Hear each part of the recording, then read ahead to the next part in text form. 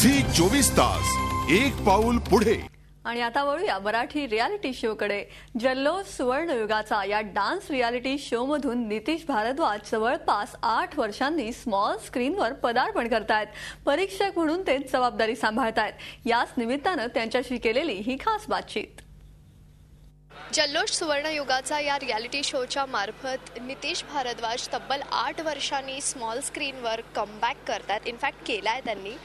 एकूणच जल्लोष सुवर्णयुगाचा या रियालिटी शो मार्फत तुम्ही पुन्हा एकदा तुमच्या चाहत्यांना भेटताय, त्यामुळे काय सांगाल एकूणच? It's nice to be back on TV. घराघरात आपण पोचलेलो असतो चाहत्यांच्या, पण फॉर्च्युनेटली अनफॉर्च्युनेटली ह्याच्यात मी ॲक्टिंग करत नाही आहे. एक नवीन एक्सपिरियन्स आहे माझ्यासाठी जज करण्याचा. पण जसं मी पहिल्या एपिसोडमध्ये पण सांगितलं की माझ्या आध्यात्मिक साधनेच्या विरुद्ध हे सगळं चालतं की आपण कोणाला जज करायचं नाही असं आम्हाला सांगितलं जातं. त्यामुळे मी इथे जज म्हणून नाही आहे, एक मार्गदर्शक म्हणून आहे. कारण जे आहेत कंटेस्टंट हे सगळे आजचे टी व्ही स्टार्स आहेत आणि नॉन डान्सर्स आहेत बरेचसे, पण इतकी मेहनत घेत आहेत आणि नवीन नवीन संकल्पना अंमलात आणतायत की आपल्या एक्सपिरियन्समधनं, अनुभवामधनं मला जे वाटेल तेवढं मार्गदर्शन त्यांना करत असतो. आणि it's a very nice feeling, it's a very different feeling.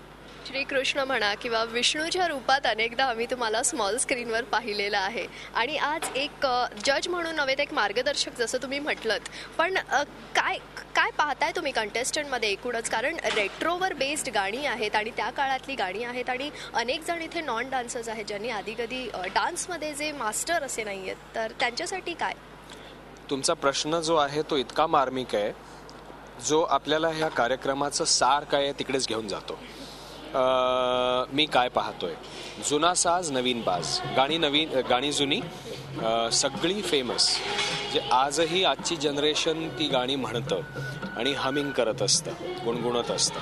म्हणजे त्या गाण्यांमध्ये काहीतरी आहे. ते काय आहे? मेलडी आहे आणि त्याला नवीन रूपामध्ये सादरीकरण त्याचं करणं. मग ते कसं असू शकेल?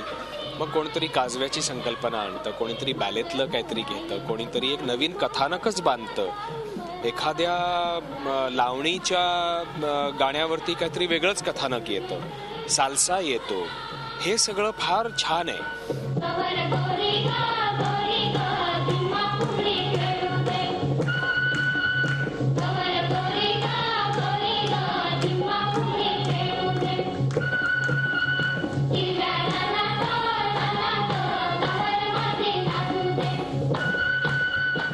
I am looking at overall performance. नुसतं मला माहिती आहे ह्यातले बरेचसे लोक डान्सर्स नाही आहेत, त्यामुळे ते डान्स किती उत्कृष्ट करतायत ह्याकडे जास्त माझं लक्ष नाही आहे. माझं लक्ष आहे ओव्हरऑल परफॉर्मन्स कसा आहे. कारण सिनेमाच्या दृष्टीने आपल्याला ओव्हरऑल परफॉर्मन्स लागतो. लक्ष नाही गेलं पाहिजे, एफर्टलेसली सगळं झालं पाहिजे. And I think they are doing a fabulous job.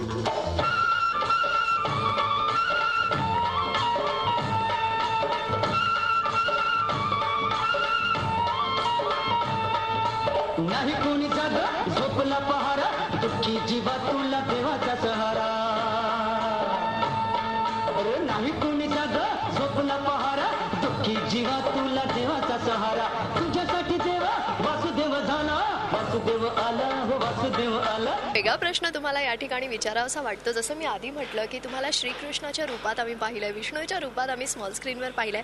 एकूणच नितीशजी, म्हणजे तुम्ही जेव्हा ते रोल सादर केले, तुमचा जो चेहरा आहे त्याच्यावरचे जे एक्सप्रेशन्स असायचे, तुमची ती स्माईल आणि ती शांतता तुमच्या चेहऱ्यात आहे आणि एक्सप्रेशन्स मला वाटतं तुमच्यापेक्षा चांगलं कोणी जज करू शकत नाही. तेव्हा एक्सप्रेशन्सला किती मार्क्स देणार आहात तुम्ही? हो, expressions are the most important thing. पण जेव्हा आपण गाणं हे सिनेमाच्या दृष्टीने एक हायटन्ड इमोशन असते. शृंगार असला तरी तो अगदी हायटन्ड असतो, दुःख असलं तरी ते हायटन्ड असतं. त्यामुळे गाण्यामध्ये एक्सप्रेशनलाच सगळे मार्क असतात आणि प्रत्येक बीट बरोबर ते एक्सप्रेशन त्या वर्डिंग बरोबर, शब्दाबरोबर आणि चेंज ऑफ म्युझिक बरोबर एक्सप्रेशन चेंज होत जातं. तो चेंज ओव्हर हा कंटेस्टंट देतोय की नाही, त्यात तरलता, त्याच्यामध्ये अगदी तरलता पाहिजे, एफर्टलेसली सगळं झालं पाहिजे. हे मी मुख्य करून बघतो.